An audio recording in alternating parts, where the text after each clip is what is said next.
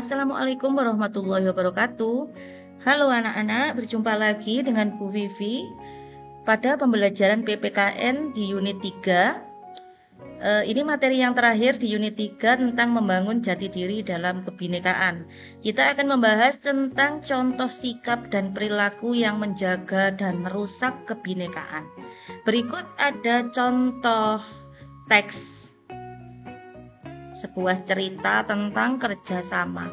Kita akan membaca bersama-sama, lalu kita akan pilah dan identifikasi apakah isi teks ini menjaga atau merusak kebinekaan. Kerjasama yang menyenangkan. Hari Minggu ini sekolah tidak seperti biasa dan terlihat ramai. Seluruh siswa tetap datang ke sekolah untuk menghias kelas masing-masing. Karena hari Senin akan ada perlombaan menyambut hari kemerdekaan. Bapak Kepala Sekolah berpesan bahwa setiap kelas harus terlihat unik dan dihiasi oleh kreasi anak-anak. Adi dan teman sekelasnya datang juga ke sekolah. Menghias kelas telah menjadi tanggung jawab bersama. Adi dan teman-teman telah membagi tugas untuk membuat hiasan pada hari Jumat yang lalu. Hampir semua siswa di kelas Adi sudah nampak hadir pagi ini. Hanya Ucok dan Santi yang belum terlihat.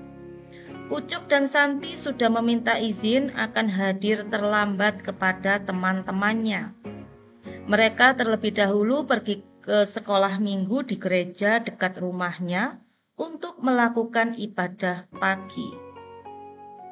Adi dan teman-teman yang lain tidak keberatan. Pagi-pagi sebelum ke sekolah, Adi dan Suci mampir ke rumah Ucok, kemudian ke rumah Marta untuk mengambil alat dan bahan sebagai hiasan kelas yang telah disiapkan sebelumnya. Hari Minggu pagi merupakan waktu ibadah bagi Ucok dan Santi yang beragama Katolik. Jadi hal ini sudah dipahami oleh Adi dan teman-temannya.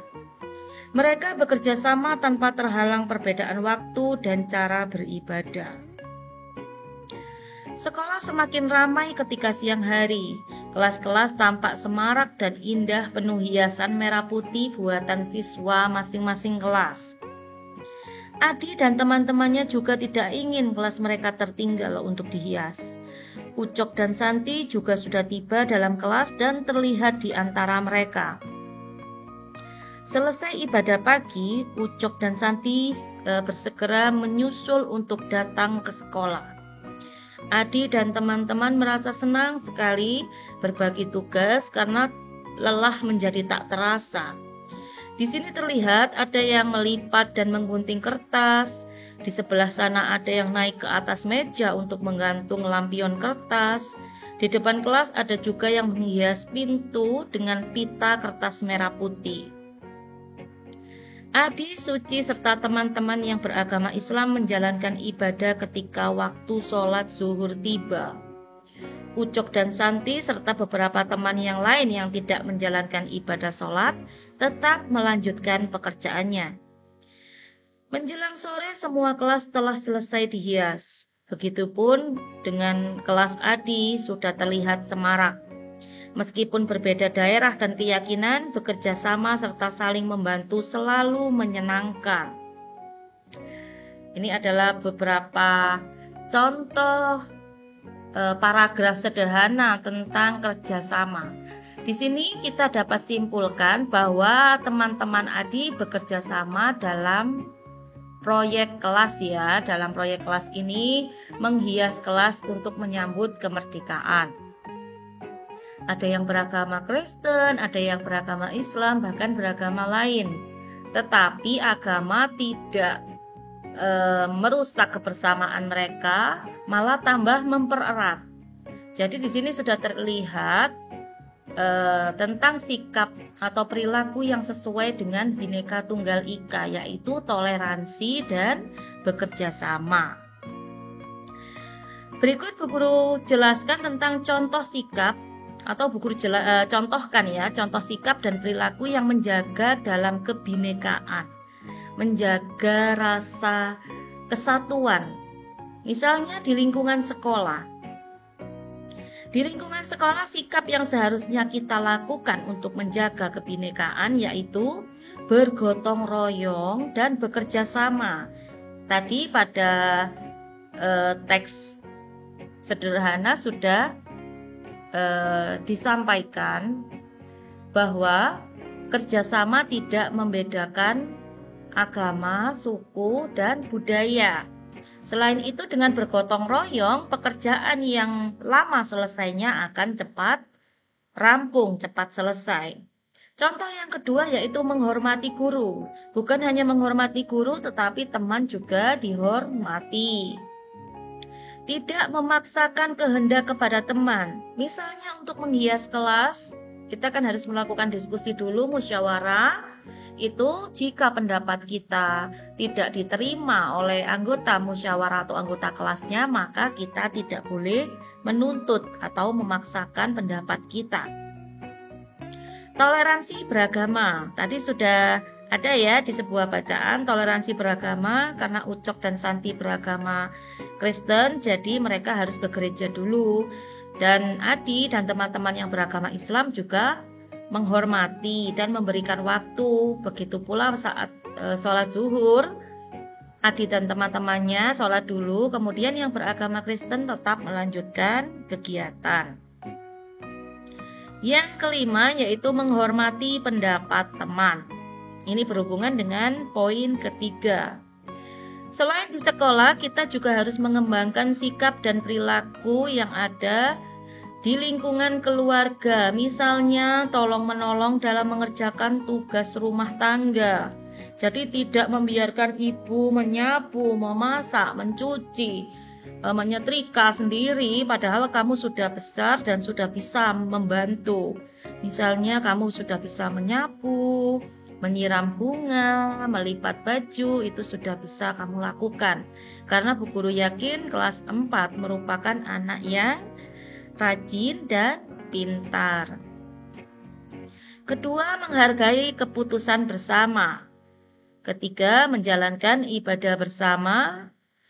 4, menghormati hak anggota keluarga. Misalnya kakak ingin belajar di kamarnya, jadi kamu tidak boleh mengganggu, karena hak setiap anggota keluarga itu harus kamu hormati. Mau masuk ke kamarnya adik atau kakak, kamu harus mengetuk pintu terlebih dahulu. Kemudian yang terakhir, dalam keluarga itu harus saling mendukung. Artinya jika misalnya adik suka sepatu roda, kamu harus mendukung hobi adik untuk berlatih sepatu roda. Begitu juga dengan orang tua. Selain di sekolah dan di keluarga, sikap dan perilaku yang harus kita kembangkan untuk menjaga kebinekaan yaitu di masyarakat. Yang pertama, toleransi dalam beragama. Aslinya toleransi ini bukan hanya di masyarakat ya, bisa di sekolah, bisa di keluarga. Jadi semua toleransi tentang agama ini berlaku. Hidup rukun dengan tetangga, tidak mencemooh tetangga, tidak berbuat misalnya tidak menghormati atau tidak sopan, itu tidak boleh dalam hidup bertetangga. Jadi harus rukun dan saling menghormati. Menghargai dan menghormati orang lain. Musyawarah mufakat dalam bermasyarakat untuk menentukan suatu keputusan, misalnya ronda malam, kemudian misalnya kegiatan RT, itu harus dilaksanakan secara musyawarah mufakat. Mengutamakan kepentingan umum. Dalam masyarakat kita tidak boleh mengutamakan kepentingan pribadi. Jadi, biarkan sudah, yang penting saya untung. Itu tidak boleh, harus demi kepentingan bersama. Ini adalah beberapa contoh sikap dan perilaku dalam menjaga kebinekaan di sekolah, keluarga, dan masyarakat. Kemudian ada sikap dan perilaku yang merusak kebinekaan. Contohnya di sekolah, membuli teman, mengintimidasi, mencemooh, itu tidak boleh. Tidak menghargai pendapat, tidak memberikan teman ruang untuk melakukan haknya. Misalnya temanmu ingin ke perpus, kamu tidak setuju, kamu memaksakan pendapatmu, wes tidak boleh ke perpus, harus ikut saya, itu juga dilarang. Kemudian tidak menghormati guru, ini merupakan contoh sikap yang merusak kebinekaan. Dan yang terakhir, tidak mematuhi tata tertib. Jadi kalian tidak boleh melaksanakan atau melakukan perilaku yang seperti ini karena dapat merusak kebinekaan. Di lingkungan keluarga misalnya, tidak menyayangi keluarga, tidak hormat kepada orang tua, suka mencela pembicaraan orang yang lebih tua. Mencela artinya memotong. Jika orang yang lebih tua bicara, tiba-tiba kamu nerobot saja, memotong orang bicara, itu tidak sopan. Dalam masyarakat, contoh sikap yang merusak misalnya tidak punya sopan santun. Jika ada orang duduk, sebaiknya kamu permisi Pak, Bu, Mas, Kakak, ya. Memaksakan pendapat saat musyawarah juga merupakan contoh sikap yang merusak kebinekaan. Serta mementingkan kepentingan pribadi daripada kepentingan umum. Yang penting kamu untung, yang lainnya tidak kamu gubris. Itu adalah perilaku yang merusak kebinekaan, tidak sesuai dengan nilai-nilai Pancasila.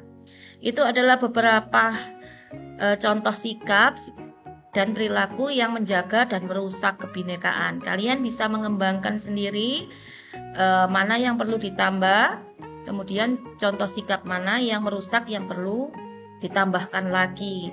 Silakan di-list kembali contoh sikap yang menjaga dan contoh sikap yang merusak.